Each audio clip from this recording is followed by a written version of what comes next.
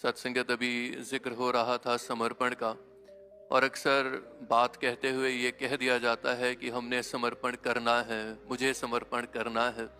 लेकिन सत्संगत अपने आप में ये शब्द ही इतना कमाल है।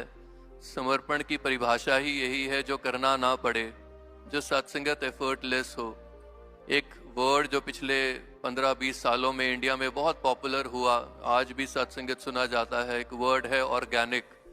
कोई भी चीज़ सत्संगत आजकल ऑर्गेनिक वेजिटेबल्स, ऑर्गेनिक फ्रूट्स, उसका मतलब क्या होता है कि जो सहज में अपने आप, without any external circumstances, factors, without any artificial chemicals अगर वो ग्रो हो पा रहा है तो उसको हम ऑर्गेनिक कहते हैं। और समर्पण का तो अर्थ ही यही है, जो सहज हो, जो सत्संगत हो जाए। और गुरु का इश्क जब होता है तो सत्संगत समर्पण करना नहीं पड़ता, समर्पण हो जाता है।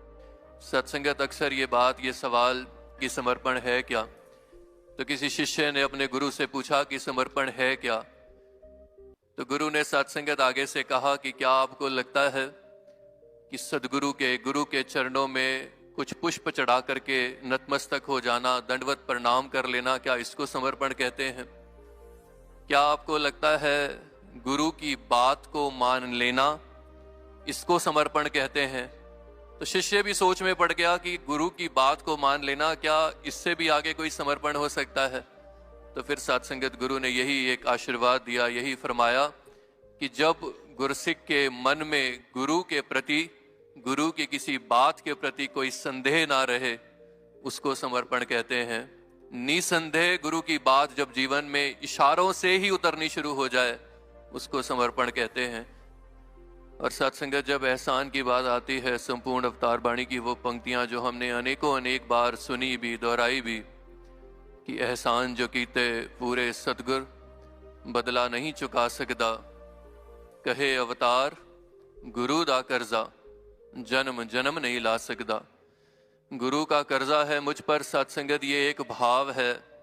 लेकिन इससे भी उत्तम भाव अगर ये जहन में उतर जाए कि ये कर्जा मैं जन्म जन्म नहीं उतार सकता, तो सत्संगत वो समर्पण को जन्म देता है। समर्पण इसी भाव के साथ जुड़ा होता है, क्योंकि फिर वो सहज होता है, एफर्टलेस होता है, ऑर्गेनिक होता है।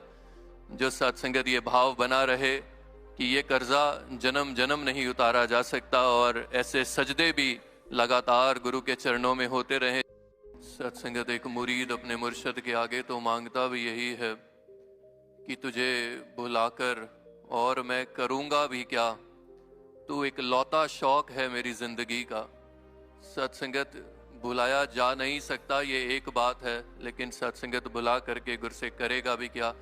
जिनके प्रति समर्पित गुरसिक ने होना है, जिनकी बख्शिश से, जिनके रहम से जितनी शिक्षाएं यहाँ सदगुरु बाबा हरदेव सिंह जी महाराज के जीवन से प्रवाहित और प्रसारित की जा रही हैं, जिनके रहम से ये जिंदगी में उतरनी है। सत्संगत ये कारवां और सदगुरु का ये मिशन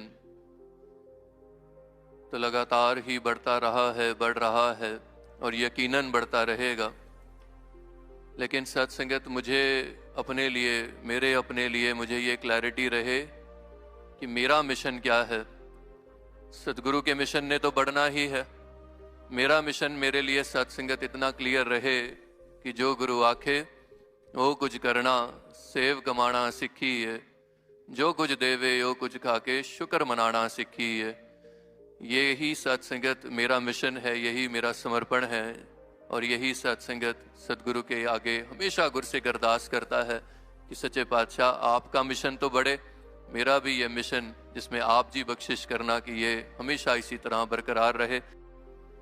पल पल उते गुरु है राखा, जे सिख इसदा ध्यान करे। और सत्संगत ये ध्यान गुरसिख को गुरु का जो इनकी अमूलक दात है, सौगात है, बख्शिशें हैं, रहमतें हैं, कृपाएं हैं, एहसान हैं, वो हर पल हर क्षण याद रहते हैं।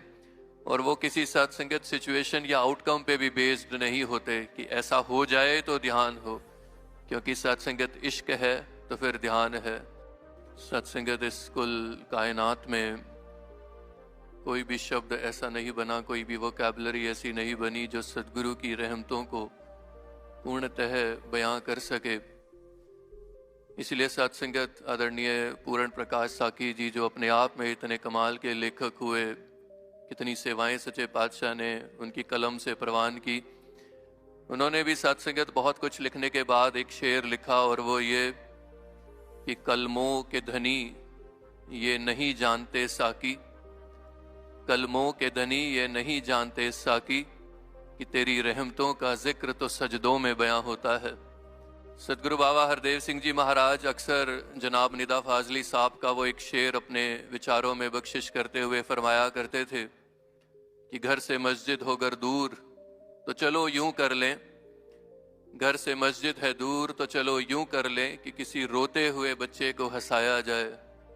और वही बात सत्संगत इस बात का प्रमाण देती है कि सच्चे पातशाह ने किसी आने जाने, किसी समय, किसी स्थान को सीमित नहीं रखा गुरसिख की भक्ति के लिए, इबादत के लिए।